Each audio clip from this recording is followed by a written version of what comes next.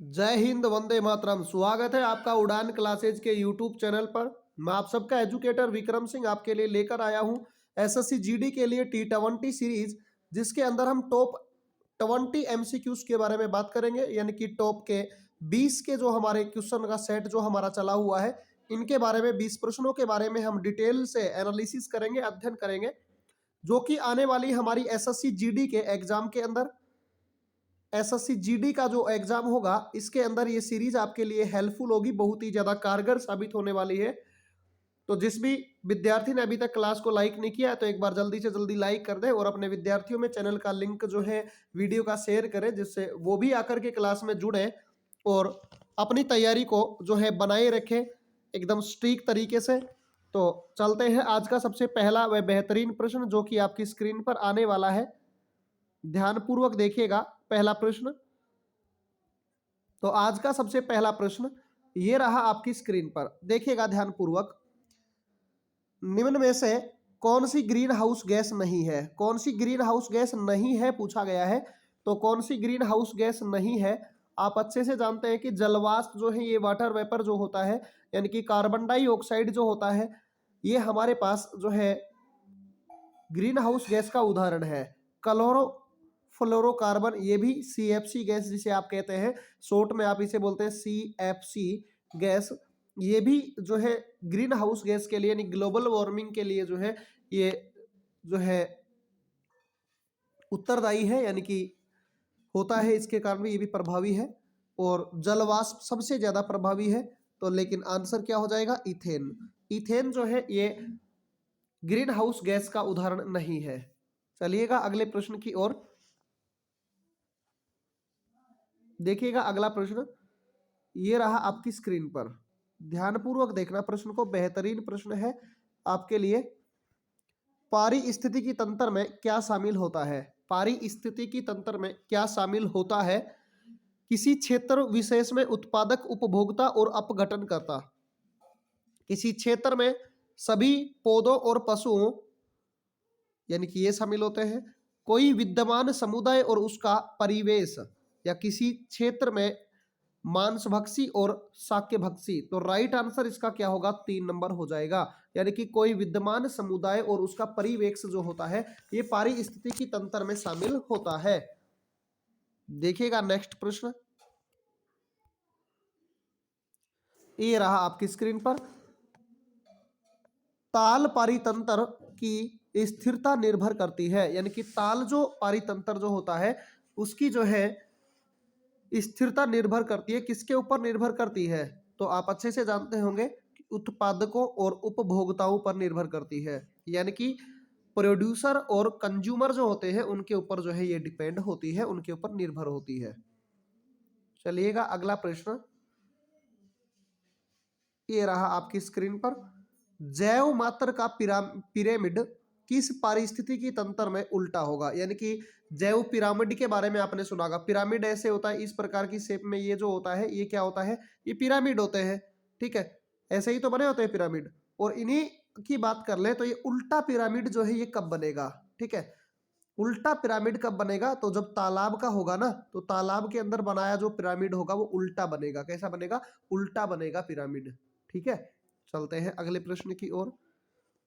क्योंकि पानी वाले क्षेत्र में जीवों की जो है संख्या जो है, वो नीचे जाते जाते समय घटती जाती है, यानी कि ये माइनस होती चली जाती है। तो इस कारण से जो है ये पिरामिड जो है क्या होता जाएगा?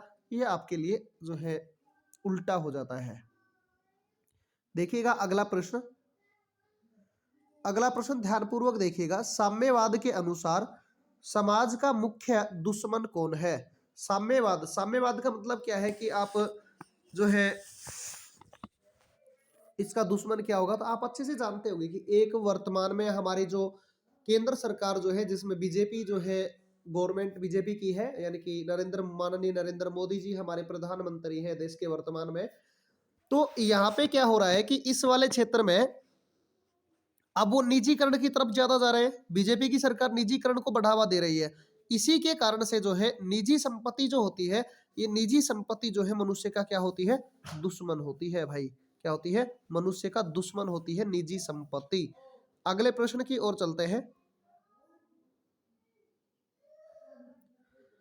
भारत में राष्ट्रीय आय का आकलन पहली बार किसने किया? यानी कि भारत में जो नेशनल इनकम है, राष्ट्रीय जो आय है, उसका आकलन सबसे पहले किस व्यक्ति के द्वारा किया गया था? तो आप अच्छे से जानते हैं, दादा भाई नौरोजी। किसके द्वारा किया गया था? दादा भाई नौरोजी जो है, इनके द्वारा राष्ट्रीय आय का क्या किया गया था?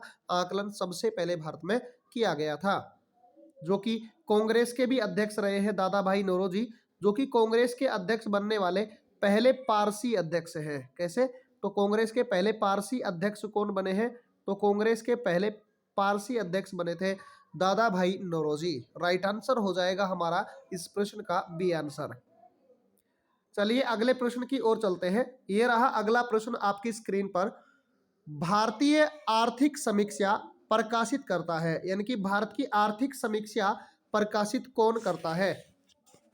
सीधी सी बात है कि इकोनॉमिक सर्वे के बारे में आपने सुना होगा। इकोनॉमिक सर्वे जो है ये कौन प्रकाशित करता है? तो आप अच्छे से जानते होंगे, फाइनेंस मिनिस्टर, वित्त आयोग, जिसके पास पैसा होगा वही तो इकोनॉमी के ऊपर जोर देगा। यानी कि इकोनॉमी जो है, आप याद रख सकते हैं, वित्त का मतलब होता है पैसा, और पैसा इकोनॉमी से संबंधित है। तो इकोनॉमी यानी फाइनेंस जो है, इसका मिनिस्टर जो है, वित्त मंत्रालय जो है, ये राइट आंसर हो जाएगा। वर्तमान में हमारे भारत के वित्त मंत्री कौन है? तो वर्तमान में भारत के वित्त मंत्री जो है ये होंगे कौन? एस जयशंकर। कौन है? एस जयशंकर जो है वर्तमान के अंदर भारत के क्या है? वित्त मंत्री हैं। नीति आयोग के वर्तमान में अध्यक्ष पूछा जाएगा, प्रधानमंत्री नरेंद्र मोदी। कौन है?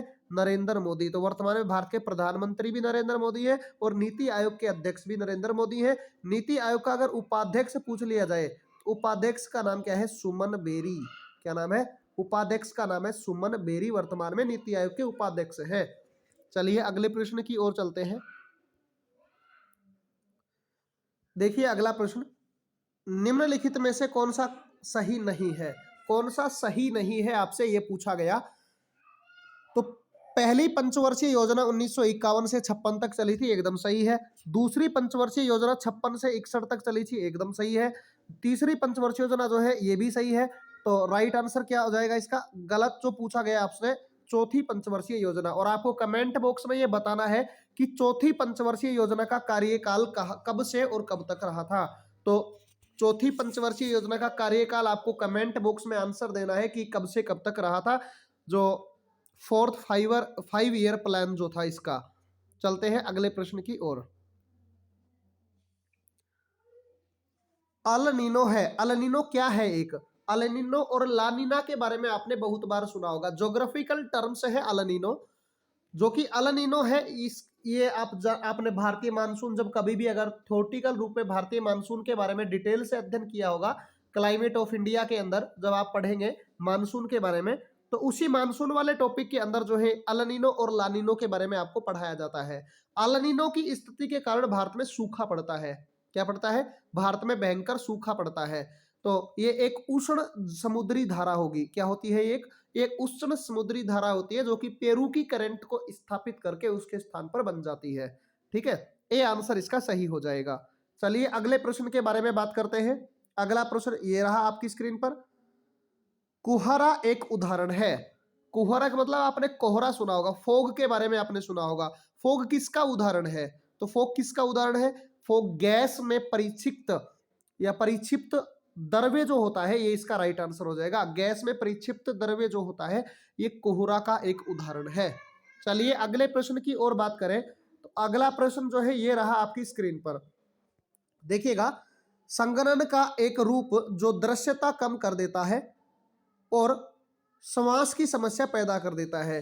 संगणन का एक रूप जो दृश्यता कम कर देता है और श्वास की समस्या को पैदा कर देता है। तो धूम्र कुहासा इसका राइट आंसर हो जाएगा। धूम्र कुहासा जो है ये इसका सही आंसर हो जाएगा। चलिए अगले प्रश्न की ओर चलते हैं। एक बार सारे के सारे विद्यार्थी जो है चैनल को सब्सक्राइब कर ले। अगर किसी ने सब्सक्राइब नहीं किया है तो शिद्दत से अपने सिलेक्शन के लिए, एसएससी जीडी में सिलेक्शन के लिए और लेटेस्ट वैकेंसी आप अच्छे से जानते हैं कि अपने वैकेंसी आने वाली है। कौन सी? दिल्ली पुलिस की वैकेंसी आने वाली है और बम्पर वैकेंसी आने वाली है। तो तैयारी में जुटे रहो। ऐसे ही दिल्ली पुलिस के अंदर भी सेम हूबहू यही पैटर्न चलने वाला है अपना, क्योंकि दिल्ली पुलिस के अंदर भी यही पैटर्न फॉलो होगा, यही से प्रश्न पूछे जाएंगे आपसे। तो एकदम सेम लेवल है, थोड़ा बहुत 19-20 है, आप यहाँ से तैयार कर सकते हैं। तो अभी से लगे रहो, दोनों की एक ही तैयारी आपको जो है कामयाब हो जाएगी उसमें। देखिएगा, निम्नलिखित में से कौन सी भारतीय संविधान की विशेषता नहीं है? भारतीय संविधान की कौन सी विशेषता नहीं है पूछा गया। देखो, नहीं है अगर है पूछ लेता कौन सी विशेषता है, तो संघात्मक विशेषता है, स्वतंत्र न्यायपालिका की विशेषता है, संघात्मक सरकार विशेषता है। लेकिन विशेषता क्या नहीं है? विशेषता नहीं है अध्यक्षतात्मक सरकार। ये इसका राइट आंसर हो जाएगा। चलिए अगले प्रश्न के बारे में बात करते हैं। अगला प्रश्न ध्यानपूर्वक देखिएगा। भारतीय राजनीति पद्धति के बारे में निम्न में से कौन सही नहीं है? भारतीय राष्ट्रीय पद्धति के बारे में निम्न में कौन सही नहीं है? तो इसका राइट आंसर क्या होगा? राष्ट्रपतीय पद्धति की सरकार। क्या होगा? राष्ट्रपतीय पद्धति की जो सरकार होगी, ये इसका सही जो सही है आंसर जो है वो होगा 4 नंबर आंसर। अगले प्रश्न के बारे में बात कर लें तो देखिएगा, अगला प्रश्न बेहतरीन प्रश्न है आपके लिए। निम्नलिखित में से किस एक अधिकार को डॉक्टर भीमराव अंबेडकर द्वारा संविधान की आत्मा कहा गया? आपने एक चीज सुनी होगी, भारतीय कॉन्स्टिट्यूशन या भारत का संविधान जब आप पढ़ते हैं तो जब आप प्रस्तावना के बारे में बात कर लेंगे, किसके बारे में? प्रस्तावना के बारे में जब आप पढ़ेंगे तो प्रस्तावना के अंदर आपको एक चीज पढ़ाई जाएगी कि भारतीय संविधान में प्रस्तावना को भारतीय संविधान की आत्मा कहते हैं। ये प्रस्तावना के अंदर आपको लिखा हुआ मिलेगा, क्योंकि प्रस्तावना जो है यह हमारे देश का मूलभूत आधार है, इसे भारत की संविधान की आत्मा कहा जाता है। तो आप इसके बारे में बात कर लें। भारतीय संविधान की आत्मा जो है भीमराव अंबेडकर ने किसको कहा है? ये दोनों अलग अलग क्वेश्चन बन जाएंगे। अगर संविधान में पढ़े तो संविधान की आत्मा प्रस्तावना को कहते हैं, लेकिन भीमराव अंबेडकर ने किसको कहा है?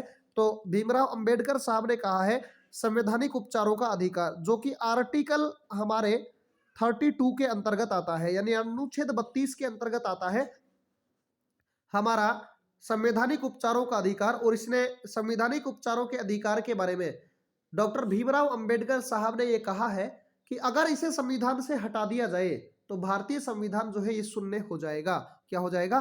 भारतीय संविधान जो है ये शून्य हो जाएगा।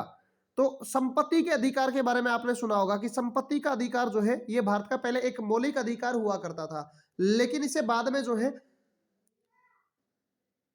46वां संविधान संशोधन 1976 जो 78 के द्वारा जो इसे हटा दिया गया था। और वर्तमान में ये संविधान में अनुच्छेद 301 के अंतर्गत आता है, जो पहले अनुच्छेद 31 के अंतर्गत आता था। तो राइट आंसर हमारा इस प्रश्न का क्या हो जाएगा? 4 नंबर आंसर जो है वो हो जाएगा। फिर चलते हैं अगले प्रश्न की ओर। देखिए, यदि किसी व्यक्ति को बंदूक की गोली लगने पर उसके शरीर के सभी गोलियां नहीं निकल जाती तो निम्नलिखित में से किसके कारण उसके शरीर में जहर फैल जाएगा? यानी कि जो हमारे शरीर बंदूक जो होती है, बंदूक की गोली लग जाए किसी आदमी को और शरीर से सभी जो गोलियां होती है उनके जितने भी गोली, मान लो किसी आदमी को 4 से 5 गोलियां लग गई और उसके शरीर से सारी की सारी गोली नहीं निकली गई, तो भाई साहब सभी गोलियां नहीं निकली जाएंगी, तो किसके कारण? शीशे के कारण, लेड के कारण उसके शरीर में जहर फैल जाएगा। शीशे के कारण उसके शरीर में क्या हो जाएगा? जहर फैल जाएगा। राइट आंसर जो है बी हो जाएगा। चलिएगा अगला प्रश्न देखिएगा ध्यानपूर्वक। निम्नलिखित में से कौन विद्युत चालकता वाली धातु कौन सी है? यानी कि निम्न में से अधिक विद्युत चालकता वाली धातु कौन सी है? सबसे ज्यादा विद्युत की सुचालक कौन सी है? विद्युत की चालक धातु कौन सी है? तो आपने बार बार पढ़ा है, चांदी जो होती है ये विद्युत की सबसे अच्छी चालक है। और भारत में सबसे ज्यादा चांदी का उत्पादन अकेला राजस्थान करता है, और विश्व में सबसे ज्यादा चांदी का उत्पादन जो है ये मैक्सिको के अंदर होता है। किसमें होता है? मैक्सिको के अंदर होता है। चिहुआहुआ खान के अंदर जो है सबसे ज्यादा चांदी का उत्पादन किया जाता है। चलते हैं अगले प्रश्न की ओर। देखिए अगला प्रश्न, अफीम के किस भाग को मोर्फिन प्राप्त होता है? यानी अफीम का कौन सा भाग है जिससे हमें मोर्फिन प्राप्त होता है? तो आप अच्छे से जानते होंगे अफीम जो है, गांजा अफीम इनके बारे में, तो ये पत्ती से हमें जो है मोर्फिन जो है प्राप्त होता है। राइट आंसर ए हो जाएगा। चलिए अगले प्रश्न, नेक्स्ट क्वेश्चन आपकी स्क्रीन पर आ चुका है। केंद्रक के बाहर डीएनए पाया जाता है। केंद्रक के बाहर डीएनए पाया जाता है, यानी कि निम्नलिखित में से इनमें से कौन से के अंदर जो है डीएनए पाया जाता है, आपसे ये पूछा गया। तो माइटोकॉन्ड्रिया, क्या आंसर हो जाएगा? माइटोकॉन्ड्रिया जो है इसका राइट आंसर हो जाएगा। ठीक है, फिर चलते हैं आज के एक मिसलिनियस बिंदु के बारे में, जिसमें आज हम बात करेंगे किसके बारे में? हिमालय पर्वत के बारे में। किसके बारे में पढ़ेंगे हम? हिमालय पर्वत के बारे में। वेरी वेरी इंपॉर्टेंट, अगर आपसे पूछ लिया जाए कि बहुत ही ज्यादा इंपॉर्टेंट है हिमालय पर्वत, जिससे आने वाले हर एक एग्जाम के अंदर जो है क्वेश्चन पूछे जाने की जो है संभावना है। लगभग 101% यहाँ से प्रश्न पूछे जाने की संभावना है, या 1000% आप कह सकते हैं यहाँ से प्रश्न पूछा ही जाएगा एग्जाम के अंदर। तो इसे रट लेना भाई साहब। ठीक है, ध्यानपूर्वक सुन लेना। हिमालय पर्वत एक बार तो मैं आपको दिखा देता हूं, है कहां पे हिमालय पर्वत? देखिए, ये देखो, ये पूरा का पूरा जो आपको दिखाई दे रहा है, ये पूरा का पूरा पोर्शन देखो, ये वाला देखिएगा ध्यान से। ये जो आपको पूरा का पूरा सिस्टम दिखाई दे रहा है, ये वाला, ये पूरा का पूरा सिस्टम जो है ये कौन सा है? हिमालय पर्वत फैला हुआ है। क्या फैला हुआ है? हिमालय पर्वत। जिसमें ये जो ऊपर की जो आपको 2-3 रेंज दिख रही है ना, ये वाली, ये जो 2-3 रेंज दिख रही है, ये आपको ट्रांस हिमालय का हिस्सा मिलती है, जो कि हिमालय का बेसिकली मेन पार्ट नहीं है। वैसे हिमालय ही इसको बोला जाता है, लेकिन हिमालय का मुख्य भाग ये नहीं है। हिमालय के मुख्य भाग से इसको अलग समझा जाता है। बड़े बड़े अगर ज्योग्राफर्स के बारे में बात करें तो वो इसे हिमालय से अलग पार्ट मानते हैं, क्योंकि हिमालय के मुख्य भाग सिर्फ 3 ही आपको देखने को मिलेंगे, और उन तीनों के बारे में अब हम डिस्कशन करने वाले हैं। ठीक है, तो सुनिए ध्यान से। सबसे पहले हम बात करेंगे कि जो हिमालय पर्वत है, हिमालय पर्वत से एक ये जो आपको श्रेणी दिखाई दे रही है, देखिएगा। सबसे पहले हम ट्रांस हिमालय के बारे में बात करते हैं। किसके बारे में? ट्रांस हिमालय के बारे में। ट्रांस हिमालय में आपको एक तो देखने को मिलेगी काराकोरम श्रेणी, एक आपको देखने को मिलेगी लद्दाख श्रेणी, और एक आपको देखने को मिलेगी जास्कर श्रेणी, और लास्ट में एक दिखती है आपको कैलाश श्रेणी, जो कि तिब्बत में फैली हुई है। ध्यान से देखना, सबसे उत्तर में भारत में कौन सी पर्वत श्रेणी है? तो देखो, काराकोरम पर्वत श्रेणी, ये दिख रही है आपको, ये वाली काराकोरम पर्वत श्रेणी। इसी काराकोरम पर्वत श्रेणी के अंदर, इसी काराकोरम पर्वत श्रेणी के अंदर आपको यहाँ पे ये एक माउंटेन पीक दिखाई दे रही होगी, ये वाली पर्वत चोटी। इस पर्वत चोटी का नाम क्या है? तो इसका नाम है केटू। क्या नाम है? केटू। और इसी केटू पर्वत चोटी की बात कर ले तो इसी का नाम है गोडविन ऑस्टिन।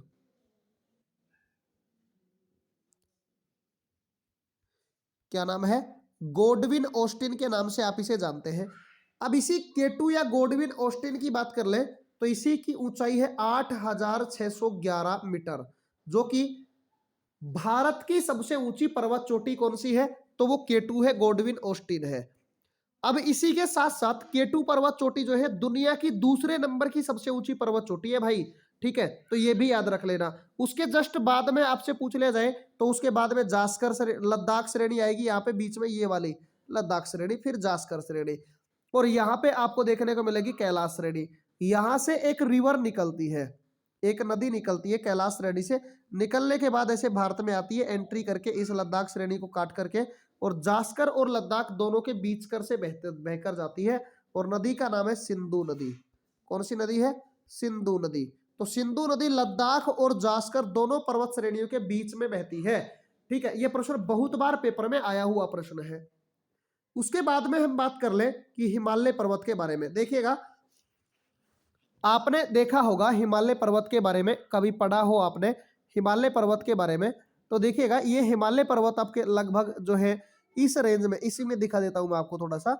देखिएगा, हिमालय पर्वत जो है यहां से इस प्रकार से अलग कलर से बनाते हैं, थोड़ा सा रेड कलर से।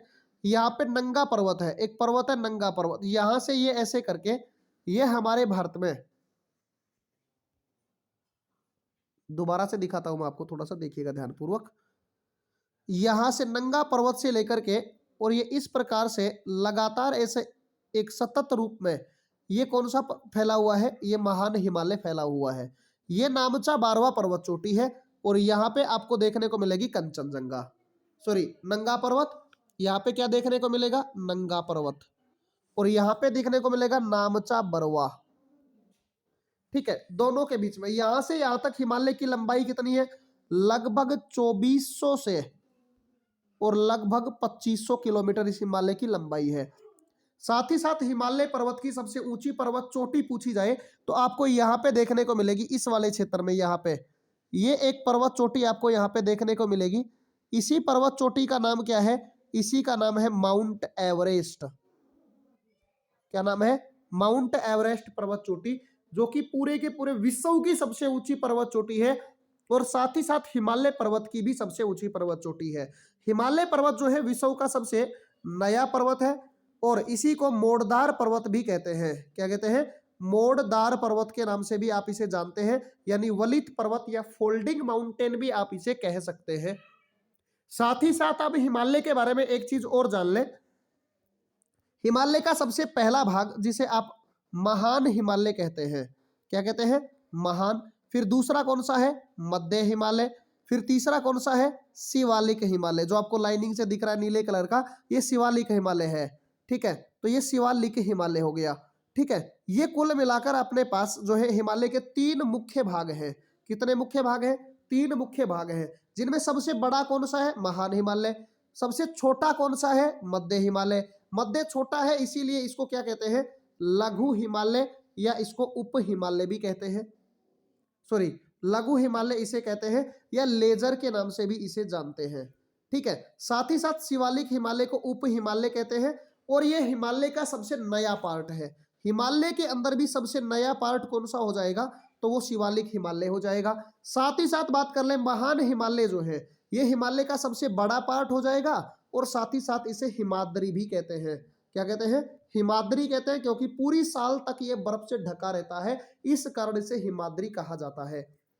अब एक चीज आपको और देखने को मिली होगी, देखो एक चीज और बता देता हूं मैं आपको, क्या देखने को मिल रहा होगा? एक चीज आपको देखने को यह मिली होगी कि जो हिमालय है, इसी हिमालय में महान हिमालय और मध्य हिमालय दोनों को कौन अलग करता है? तो MCT, मेन सेंट्रल थ्रस्ट, इन दोनों को अलग करता है। मध्य और शिवालिक को कौन अलग करता है? MBT या MBF, मेन बाउंड्री फोल्ट, इन दोनों को अलग करता है। लेकिन ट्रांस हिमालय में पूछ ले कि यहाँ पे अपने पास ये ट्रांस हो गया, ठीक है, ट्रांस को और महान को कौन अलग करता है? तो इनको अलग करता है Indo Tsangpo suture zone, SISCZ जो है, इन दोनों को अलग करता है। ये आपने अच्छे से समझ लिया। फिर इसके बाद में इसी की एक पर्वत चोटी है महान हिमालय की, जिसका नाम है कंचनजंगा, जो कि हमारे सिक्किम में, देखो ये वाली जिसमें मैं डॉट बना रहा हूं, ये वाली, ये देखो, ठीक है, ये वाली जो सिक्किम है अपना, यहाँ पे ये जो पर्वत चोटी है जिसे मैंने कलरफुल कर दिया है, इस वाली पर्वत चोटी का नाम है कंचनजंगा। अब इस कंचनजंगा की हाइट कितनी है? 8,598 मीटर। कितनी है? 8,898 मीटर, जो कि भारत में सबसे ऊंची पर्वत चोटी पूछ ली जाए आपसे, तो भारत में सबसे ऊंची पर्वत चोटी कौन सी है?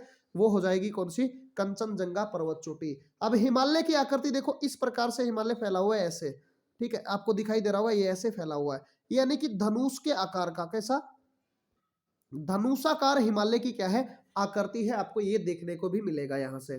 ठीक है, साथ ही साथ इसका जो हिमालय का जो पूर्वोत्तर राज्यों में भारत के में, यानी कि भारत के जो पूर्वोत्तर राज्य है, इनके अंदर जो इसका विस्तार मिलता है, इसके अंदर इस विस्तार को अलग अलग नाम से जाना जाता है। जैसे बात कर ले कि मिकीर पहाड़ी, जो कि इसकी एक हिस्सा मानी जाती है, मिकीर पहाड़ी, ये रही मिकीर पहाड़ी, जो कि अरुणाचल प्रदेश में आती है। अबोहर पहाड़ी अरुणाचल प्रदेश में, मिसमी अरुणाचल प्रदेश में, ये सारे हिमालय के या पूर्वोत्तर हिमालय के हिस्से हैं। पटकाई बुर्म अरुणाचल प्रदेश में, नागा पहाड़ी नागालैंड में। ठीक है, साथ ही साथ आपको मिजो पहाड़ियां मिजोरम में देखने को मिलेंगी। तो ये सारी की सारी जो पहाड़ियां हैं, ये किसका हिस्सा है? हिमालय का। आपको नीचे गारो खासी जयंतियां दिख रही होंगी, ये वाली पहाड़ियां, लेकिन ये हिमालय का नॉट अ पार्ट, यानी कि हिमालय का भाग नहीं है भाई साहब ये। तो ये किसका भाग है? ये है प्रायद्वीपीय पठार का। किसका? प्रायद्वीपीय पठार का हिस्सा। ये प्रश्न हजारों बार पेपर में आ चुका है कि प्रायद्वीपीय पठार का हिस्सा कौन सा है। तो इन ये पहाड़ियां जो है निम्नलिखित में से ये उदाहरण में आती है, ये इसका राइट आंसर होता है। तो यहां से आप जो है इस के साथ जो आपको मिसलिनियस बिंदु जो पूरा करवाया जा रहा है इस सीरीज के माध्यम से, ये आपके लिए बहुत ज्यादा हेल्पफुल होने वाला है। हर एक एग्जाम में यहाँ से प्रश्न निकल कर आएंगे आपके सामने, तो डिटेल भी आपको मिल रही है, साथ साथ एमसीक्यू भी मिल रहे हैं भाई। कम से कम अब इससे और बच्चे की जान लेंगे, इससे ज्यादा और क्या लेंगे बताओ। इससे ज्यादा जो है पेपर में आएगा भी नहीं है आपके में, क्योंकि एसएससी जीडी का पेपर है भाई साहब, कोई आईएएस पीसीएस का पेपर नहीं है कि बहुत ज्यादा लेवल पूछ लिया जाएगा। ठीक है, तो यहां तक सारी चीजें आपको जो है हल कर लेनी है आसानी से। अगर ये जानकारी आपको अच्छी लगी तो कमेंट बॉक्स में इसके लिए यस लिखकर भेज दें, और साथ ही साथ चैनल को किसी भाई व बहन ने सब्सक्राइब नहीं किया है तो जल्दी से जल्दी सब्सक्राइब कर ले, और लाइक वाले बटन को भी दबा दे, साथ ही साथ घंटी का बटन जरूर दबाना भाई साहब, जिससे अपनी जिंदगी का घंटा भी बजे और सिलेक्शन हमारा हो जाए एसएससी जीडी में या दिल्ली पुलिस में। इन बेहतरीन वैकेंसियों में बहुत बड़ा मिशन है 2023 नरेंद्र मोदी के द्वारा कहा गया था कि 10 लाख नौकरियां जो है वर्तमान में दी जाएंगी, तो उनमें से आप भी अपनी एक पोस्ट निश्चित कर ले तो बहुत अच्छा हो जाएगा, क्योंकि अन्यथा ऐसे पेंडेमिक का दौर में हम बहुत ज्यादा परेशान हो जाते हैं। भारतीय जनता जो है, अब देख लो आपने कितना परेशान हुई थी लॉकडाउन के माहौल में। ठीक है, तो आज के सेशन में हमने यही तक चर्चाएं की हैं। मिलते हैं नेक्स्ट वीडियो में कल। आज के लिए इतना ही, धन्यवाद।